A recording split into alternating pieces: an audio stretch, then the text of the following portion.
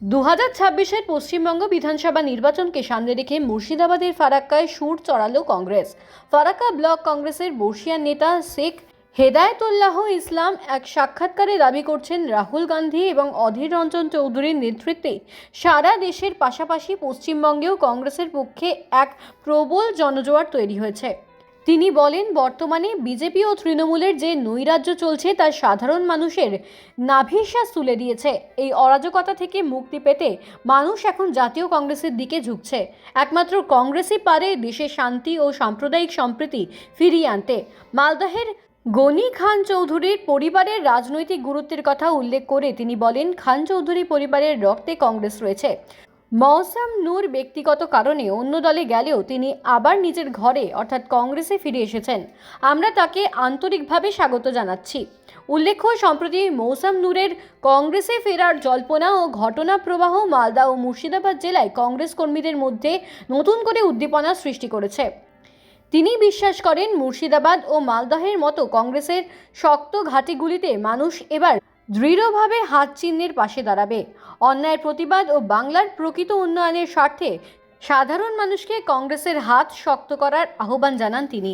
পশ্চিমবাংলায় বলে না, সারা ভারতবর্ষের মধ্যে রাহুল গান্ধীর নেতৃত্বে আজকে যে কংগ্রেসিরা এটা ঝড় তুলেছে, তার সাথে সাথে আমাদের পশ্চিমবাংলায় অধীরদার নেতৃত্বে যে ঝড় উঠেছে কংগ্রেসীদের মধ্যে, কংগ্রেসীরা পশ্চিমবাংলায় যেভাবে এগিয়ে যাচ্ছে, আজকে জনসাধারণ একটাই বার্তা দিতে চাইছে কংগ্রেসীরা জনসাধারণের কাছে, যে অন্যায়ের প্রতিবাদ, বাংলা এবং সারা ভারতের উন্নয়ন, দেশের সাম্প্রদায়িকতার বিচ্ছিন্নতাবাদীদের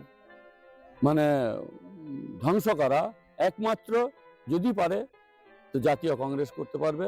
আর এই জাতীয় কংগ্রেসের নেতৃত্বে যে রাহুল গান্ধী আছেন, তার নেতৃত্বে এই অরাজকতা, বিজেপি এবং তৃণমূলের যে নৈরাজ্য, এই নৈরাজ্যকে শেষ করার জন্য আমাদের নেতা অধীর চৌধুরী এবং রাহুল গান্ধী, তার জন্যে আজকে জনসাধারণ কংগ্রেসের সঙ্গে আছে। জনসাধারণ চাইছে যে একটা ভালো জায়গায় ভারতবর্ষ আসুক, তার জন্যে আজকে সাধারণ মানুষ কংগ্রেসের দিকে ঝুঁকে পড়েছে। দেখুন, মৌসুমী নূর তো হচ্ছেন, দেখুন ওদের তো রক্তে কংগ্রেস। গনি খান ছিলেন, তারপরে ডালুবাবু, তারপরে ঈশাবাবু, তারপরে মৌসুমী নূর। উনি ব্যক্তিগত ব্যাপার, তিনি তৃণমূলে গেছেন, এ ব্যাপারে আমি কিছু বলবো না। তবে উনি যে কংগ্রেসে এসছেন, এটা আমাদের ভালো দিক। আমরা চাইছি আমাদের কংগ্রেস আরও উজ্জীবিত হবে, ভালো জায়গায় একটা যাবে, সংগঠন ভালো হবে। আমরা সবসময় ওয়েলকাম জানাচ্ছি মৌসুমীকে। শেখ হেদায়েতুল ইসলাম, আমি বুলবুল, আমি ফারাক্কা ব্লক কংগ্রেসের একজন নেতৃত্ববৃন্দ।